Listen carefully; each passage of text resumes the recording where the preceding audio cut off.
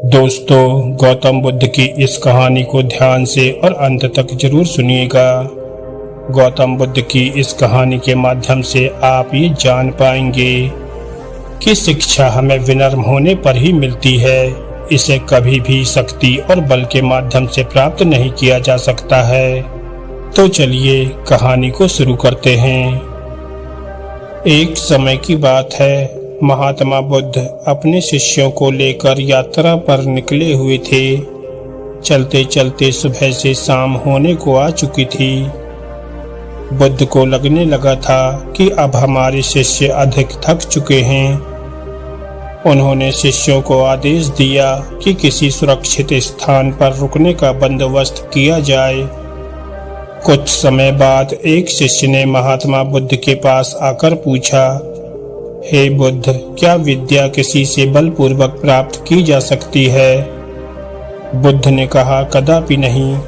विद्या केवल समर्पण और सेवा भाव के माध्यम से ही प्राप्त की जा सकती है। और आसानी से समझने के लिए चलो मैं तुम्हें एक बलशाली राजा की कहानी सुनाता हूँ। बुद्ध ने कहानी सुनाना शुरू किया।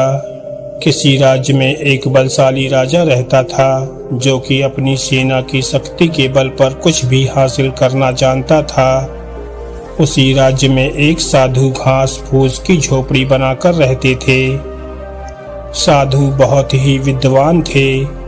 उनके पास एक ऐसी विद्या थी जो कि पीतल को सोना बना देती थी, लेकिन वह इस विद्या का उपयोग गरीब दीन दुखियों के भले के लिए ही करते थे। एक बार उनकी झोपड़ी में एक गरीब ब्राह्मण आया। वह साधु से कहने लगा, महाराज, मुझे अपनी बेटी की शादी करनी है, लेकिन मेरे घर में एक फूटी कौड़ी तक नहीं है। कृपया मुझे कोई मार्ग बताइए। तब साधु ने ब्राह्मण से कुछ सवाल जवाब करके पता लगा लिया कि ब्राह्मण सच में बहुत गरीब है। उसके पास कुछ भी नहीं है। साधु ने अपनी विद्या से एक पीतल के बर्तन को सोने का बना दिया और उस बर्तन को ब्राह्मण को देते हुए कहा, तुम इस बर्तन को बेचकर अपनी बेटी की शादी कर लो। ब्राह्मण बर्तन को लेकर सुनार की दुकान पर गया।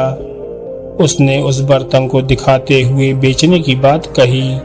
सुनार समझ गया कि हो ना हो यह बर्तन राजा के घर से चोरी किया हुआ है। सुनार उस ब्राह्मण को पकड़कर राजा के पास ले गया। राजा ने पूछा, क्या बात है? ब्राह्मण ने पूरी घटना को राजा के सामने सच सच बता दिया। इस बात की जानकारी होने से राजा के मन में लालच आ गया और उसने सोचा, क्यों ना इस विद्या को सीखा जाए। इसलिए उसने साधु को बुलवाने के लिए सिपाहियों को भेजा। कुछ समय बाद सिपाही साधु को लेकर राजा के सामने पेश हुए। राजा ने कहा, तुम्हारे पास एक ऐसी विद्या है जो कि पीतल को सोना बना देती है। साधु ने जवाब दिया, जी महाराज। राजा ने कहा, उस विद्या को मुझे भी सिखा दो। साधु ने कहा, असंभव, मैं ऐसा नहीं कर सकता हूँ। राजा ने गुस्से से भरे स्वर में कहा, साधु, तुम मुझे जानते नहीं हो, मैं कौन हूँ? साधु ने निर्भीकता के साथ जवाब दिया, राजन, मैं आपको बहुत अच्छी तरह से जानता हूँ। राजा और गुस्से से भर गया। उसने कहा, मैं तुम्हें 15 दिन का समय देता हूँ। अगर तुमने ये विद्या मुझे नहीं सिखाई तो मैं तुम्हें फांसी पर चढ़वा दूंगा। साधु वापस अपनी कुटिया में लौट जाते हैं।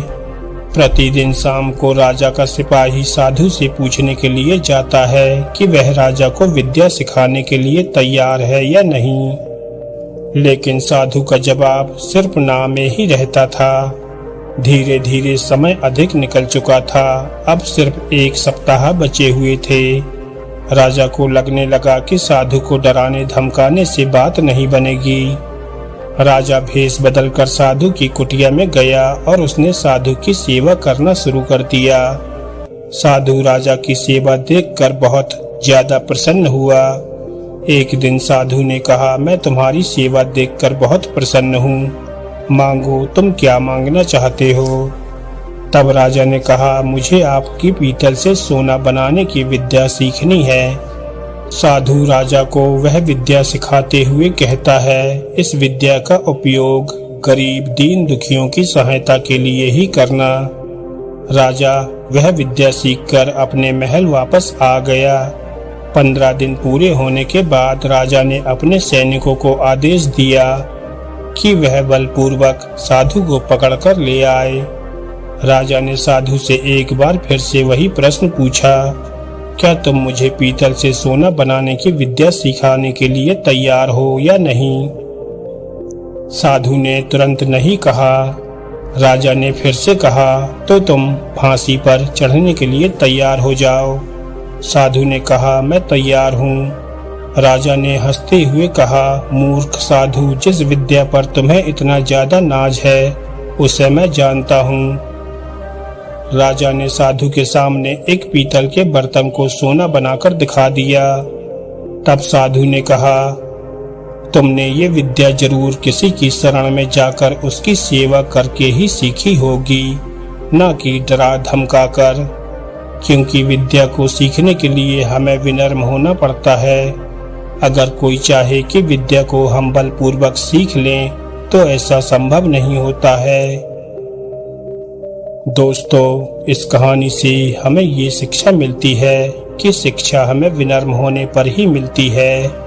इसे कभी भी शक्ति और बल के माध्यम से प्राप्त नहीं किया जा सकता है।